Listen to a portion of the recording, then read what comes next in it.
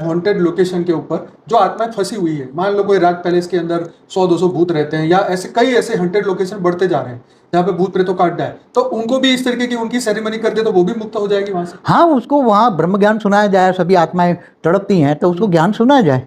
हम तो हमारे लोगों को कहते हैं ना, रात को ज्ञान सुनना, वीडियो चालू रखो तो सूक्ष्म जगत की आत्माएं तुम्हारे आसपास से आएगी और सुनेगी और ज्ञान सुनेगी, तो ज्ञान से ही उद्धार होता है किसी का भी।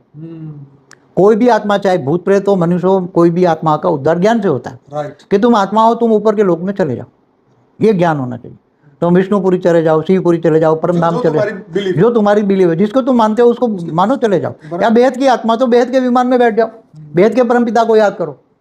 बेहद की आत्मा बेहद के परमपिता को याद करे तो वो ऊपर विमान खड़ा है तो चले जाओ, वहाँ अपने अपने विमानों में बैठ जाओ। तो ये ज्ञान का जमाना है। अब ऐसी आत्माओं को छुड़ाने के लिए ये एक वहाँ, पहले तो लोगों को पता ही नहीं था कि हमें इन आत्माओं को कैसे छुना है। तो पहले ही मंत्र विद्या थी ना, हिंदुओं में मंत्र बोलते थे, तो वो मंत्र की शक्ति वो आत्माओं को मिलती थी, तो उसकी सदगति होती थी।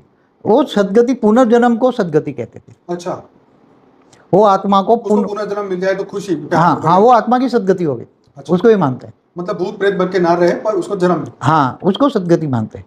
और दुर्गति है कि भूत प्रेत योनि में चली जाए, तो राक्षस योनि में चली जाए तो वो दुर्गति में चली गई। तो लेकिन वो रियलिटी तो ये नहीं है ना, पर लोक में, ऊपर के लोक में जाए तो सदगति हुई ना। सदगति तो स्वर्ग में भी सदगति कहाँ है, वो तो नीचे महालोक में भी जाकर तपस्या करनी पड़ी। बड़े बड़े महर्षि वहाँ अपना आश्रम का अड्डा लगा के बैठे हैं, जाने जाने वाली आत्माओं को ज्ञान देते समझाते हैं।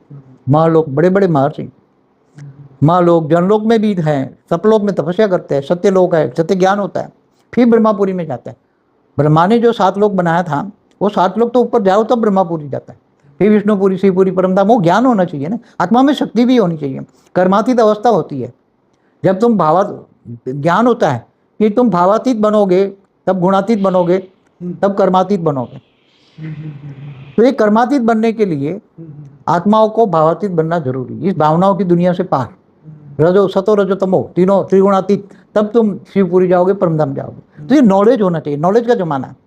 वेद का परम ज्ञान यही देता है ना। हमारी एक चैनल है ना, वेद का परम ज्ञान, जिसमें 10 दिन का कोर्स है।